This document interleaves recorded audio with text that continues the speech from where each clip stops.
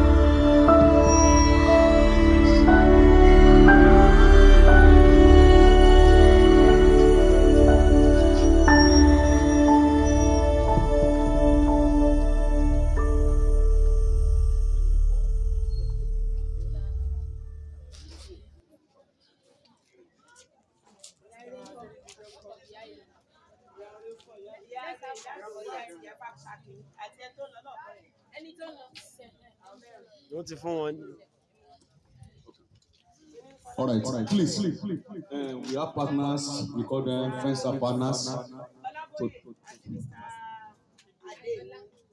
So, hold on.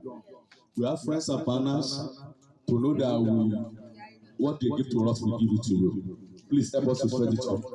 Photographer.